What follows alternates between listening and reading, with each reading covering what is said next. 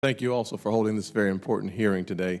And I certainly have enjoyed the perspectives from the panel. Look forward to asking a few questions. In South Carolina, our economy is driven by tourism, a major part. And from Myrtle Beach to Charleston to Hilton Head, much of what we see happening in our economy on the coast is due to our history and good food. And so our folks are dependent upon bringing good food in on a daily basis. And so I wanted to ask just a couple of questions. Mr. Hardig, I much appreciate your assessment and your emphasis on making sure we consider how current law is working for the fish and the fishermen in the South Atlantic region. The social and economic considerations that you've highlighted are of tremendous concern to South Carolina. Our local chefs rely on access to the freshest local seafood for their menus and their livelihood. More flexibility is needed in crafting remedies for rebuilding overfished stocks to give businesses time to plan and to adjust. I appreciate the work the South Atlantic Council has done in showing the effectiveness of this approach with certain species. Could you comment further about ways we can build in more flexibility in rebuilding requirements?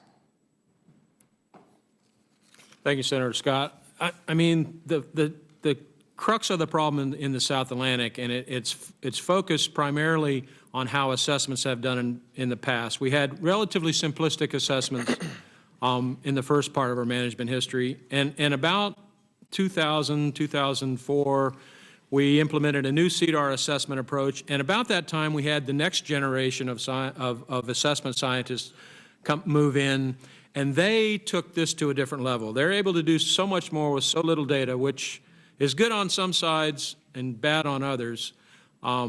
But they were able to get pretty much a more accurate picture of the health of our fisheries. We had been going along with the red snapper thinking we were doing the right things, putting in the management measures that were dictated by the assessments. And then all of a sudden to have this out of nowhere, when fishermen are telling us this is the best fishing they've seen for red snapper in decades, that we have to close the fishery. That just didn't work. But the flexibility in ending overfishing is our problem, and it's really in the Southeast it's a problem, but the South Atlantic is particularly impacted by that problem. And in order to move forward, some way we have to allow that to be phased in over a longer period of time to take in those social economic considerations that you mentioned. And I'm glad you mentioned the chefs, because in Charleston, that's an important part. We're seeing more of those people come to our hearings and give us information. Hey, we need longer seasons so we can plan, our restaurant menus to be able to handle these fish that we can get to the people on a regular basis. And that's a very important part of what we're looking to the future. Certainly feels like the epicenter of activity for us in South Carolina. So thank you for your comments. Dr. Crabtree, you stressed in your testimony the need for the highest quality fishery science. Pretty much everyone here agrees we need even better data and research to better understand the realities of the stock levels and to set more realistic quotas. The Southeast region manages more species than any other region in the country, but it is my understanding that it receives the least amount of funding. Can you comment on how determinations are made within the Fisheries Service about how to allocate resources for research and data collection?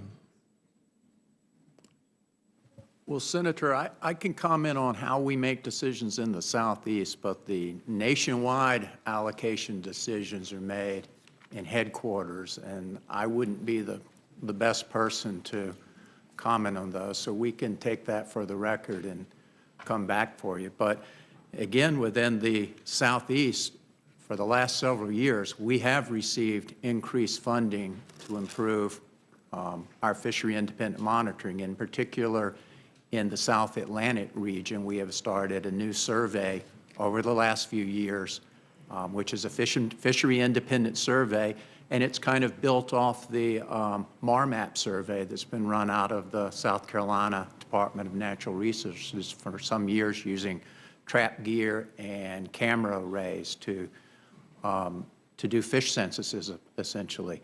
And those kind of data are really the key to improving our stock assessments. They are general surveys that give you information on all of the species that are out there, too, because you're sampling everything. And that's critically important from the South Atlantic region, where we have so many species. that are under management. So we've made some improvements on those surveys, and if we can keep those going, I think we're going to continue to see improvements in our stock assessments. I agree completely with Mr. Harding's statements that we have, over the last decade, changed our assessment process through the CDR process. It's much more inclusive now. It's much more sophisticated now.